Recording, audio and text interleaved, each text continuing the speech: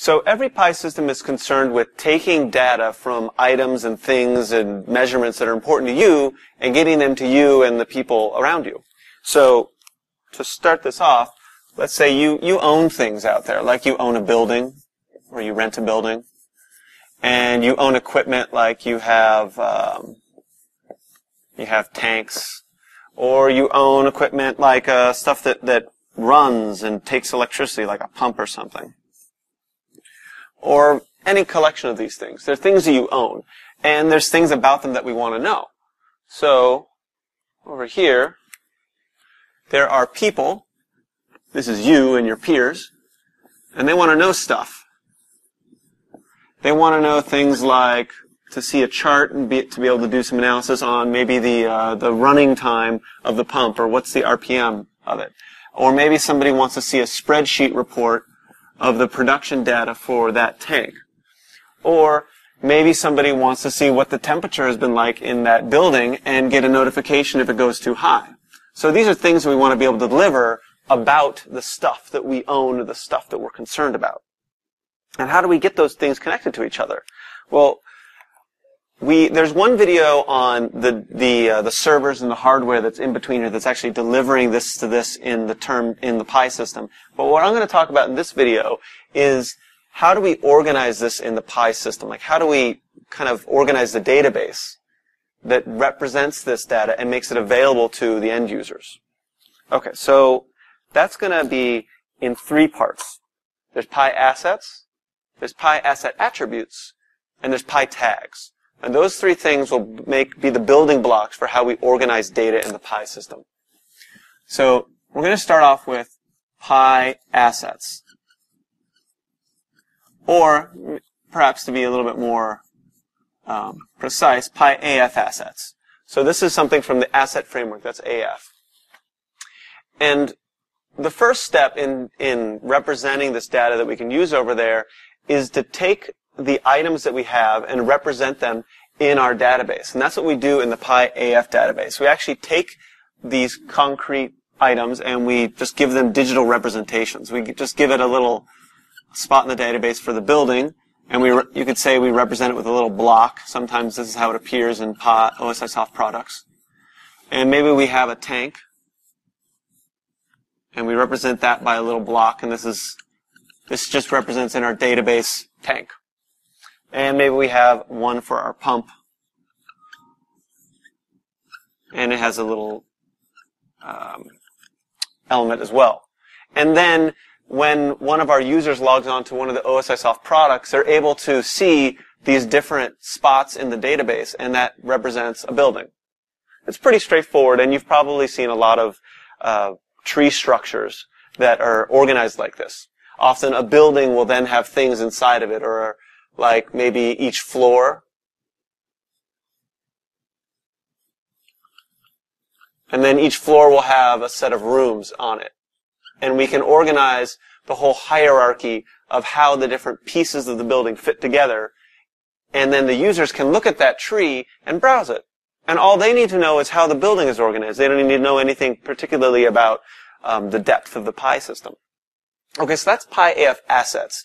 It's a way of defining an item, a thing, that's either a concrete thing or maybe some organization, like the maintenance organization could be an asset that we own. Sometimes this is also called an element, but we're going to use the word asset for now. But if you hear element, we're also referring to this. So the next step in actually delivering data to these guys so that they can use it is that we need to have something to graph or something to chart. Right now, I can't just chart pump, and I can't just chart tank. That's an item. It's not a stream of data. So the next thing is we need to have some way of describing this asset. So this tank has things about it that are of interest, and we would call those all attributes. Attributes. Pi AF attributes. Now, an attribute is something that describes an asset. So, for example, for the building, maybe one thing we would have is the temperature. Because the temperature is very important in a building like that. Another attribute of a building or a room, maybe, would be the square footage. So how big is the building? How big is the floor plan? For a tank, we might be interested in something like, what's the capacity? So what's the capacity of the tank? We might also be interested in, like, what's the height of the tank? Like, how full is the tank right now? That'd be something of interest. For something like a pump, maybe we're interested in what's the rotations per minute of the pump right now. We might be interested in the install date. So when was the last time we could draw? I'm going to draw a little wrench here for the last time that we did some maintenance on it. So when was the calendar date that we last did maintenance on this pump? So these are all attributes that describe something important about our asset. That's what an attribute is. It describes something important about our asset. And an attribute is something that we could actually put into a spreadsheet or put into a graph or, put into an email. They're all things like that. That's what a pi attribute is. That's what a pi asset is. And this can actually be represented in the pi system. These are, when you go in and you find an AF structure, an asset, you can find an attribute. And they have a variety of different types that we could use. We can have ones that refer to just a constant value. So something like the capacity. That's just a constant value for this tank. It's set and it never changes. It's just a constant value. So we can have constants.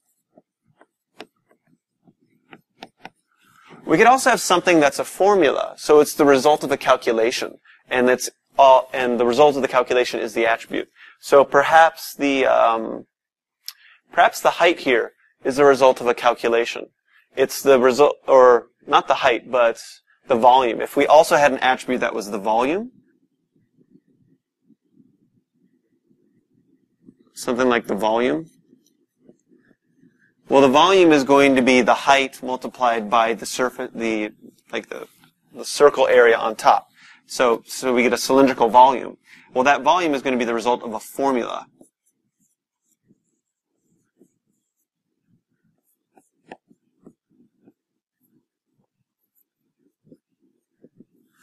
Also, we can have data references, so table lookups.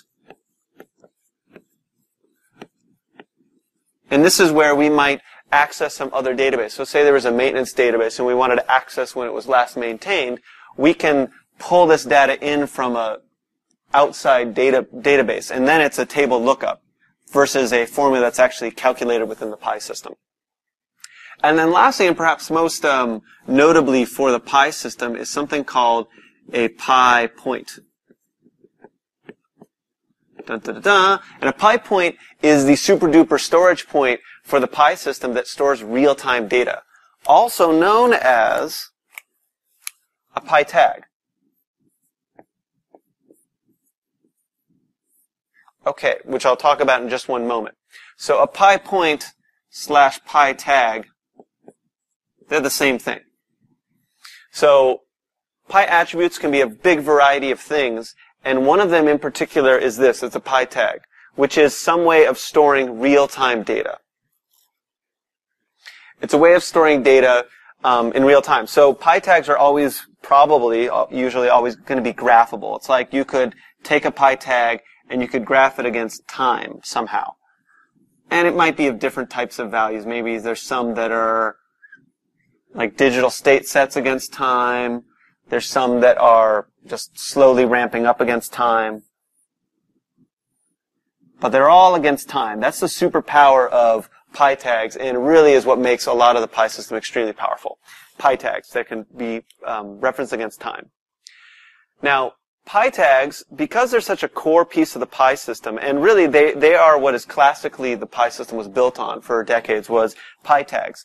And now we have attributes to be able to bring in all sorts of other data that really isn't time-based. Constants don't change over time, so just having pi tags was limited. But now with pi AF attributes, we can include formulas, constants, table lookups, things like that. And we can bring in data changing against time right here with a pi tag. Now, pi tags can come in different data types. They can come in, let's see here. We can just have a decimal place. We also might call this a floating point number. They can be integers. They can be Boolean. We can have something called a blob, a binary large object. There's different levels of floating point and integers. They can be string values, and they can be digital states. Digital states. So red, blue, green, can be all that. All of this data stored against time, that's what a pi tag is.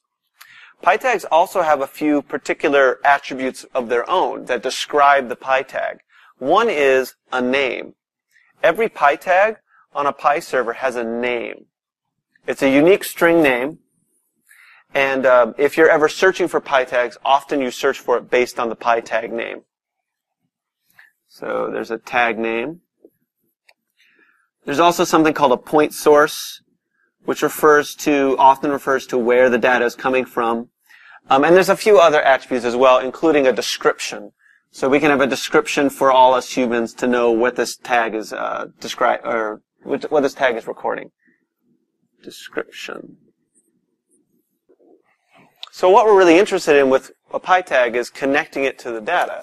So in our items that we own, we have sensors that are actually recording stuff, like a temperature in a building, or some kind of height sensor for a tank, or some kind of RPM gauge for a pump.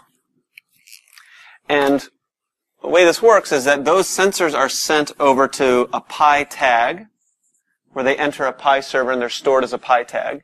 And then that pi tag is forwarded on to the pi attribute, so the temperature up here, the RPMs of the pump, the height of the tank, and then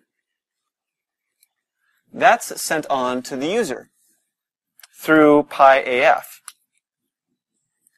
And the user can do really great things, like, for instance here, he could compare the rotations per minute of the pump over the last 3 months, so maybe the average and maybe the peak running state of the pump, against when it was last maintained.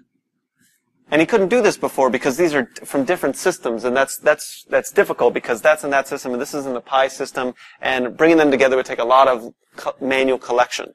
And that's what the pi system excels at, is taking data from anywhere and putting it together and then getting it to anywhere else. And it does that through pi assets, pi attributes, and pi tags. It allows you to scale out your system to a wide degree.